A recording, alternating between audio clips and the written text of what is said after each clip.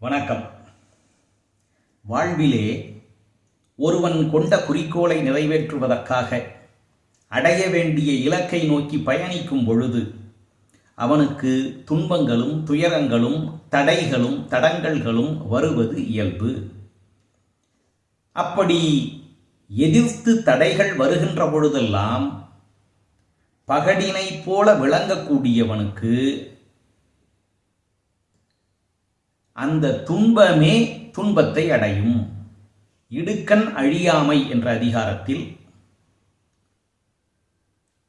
மடுத்த வாயெல்லாம் பகடு அன்னான் உற்ற இடுக்கண் இடர்பாடு உடைத்து என்கிறார். பகடினை போல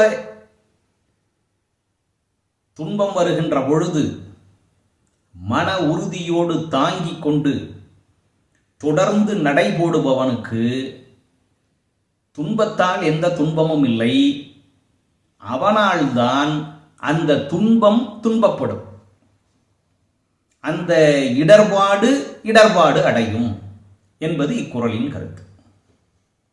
பகடு என்ற சொல்லுக்கு காளை, எருது, எருமை என்று பொருள் உண்டு. பட்டறிவு உடையவர்கள் பகடு என்ற சொல்லை எருமை என்று குறிப்பிடுவார்கள் என்று இளங்குமரனார் குறிப்பிடுகிறார். பழந்தமிழ் இலக்கியங்களில் எருமை என்பதற்கு தனிச்சிறப்புள்ள இடம் உண்டு. அதனுடைய நடையை அணி நடை என்று கூறுவார்கள். புறநானூற்றிலே அதியமான் நெடுமானஞ்சியை புகழ்ந்து அவ்வை சொன்ன ஒரு உவமை பெருமிதம் மிக்க பகடு. பழந்தமிழனினுடைய வாழ்வில் உயர்ந்த இடத்தில் இருந்த எருமை காலப்போக்கில் தாழ்வுக்கான குறியீடாக மாற்றப்பட்டதற்கு பல காரணங்கள் உண்டு. வீரம் மிக்க அரசன் ஒருவன் பண்டைய காலத்தில் ஆட்சி செய்த ஊர் எருமையூர்.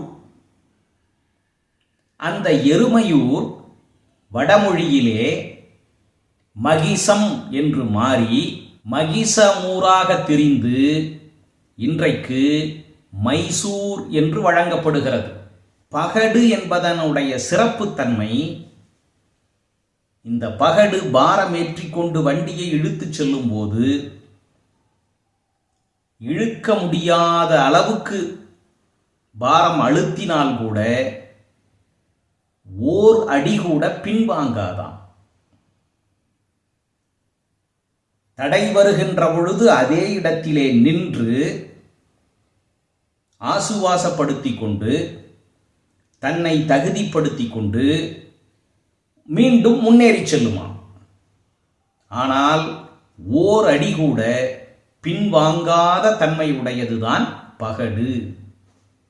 துன்பம் வருகின்ற பொழுது சற்று நிதானித்து தன் பயணத்தை தொடர வேண்டும்.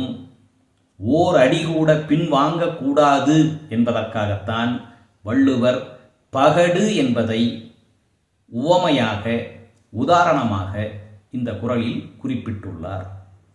நன்றி, வணக்கம்.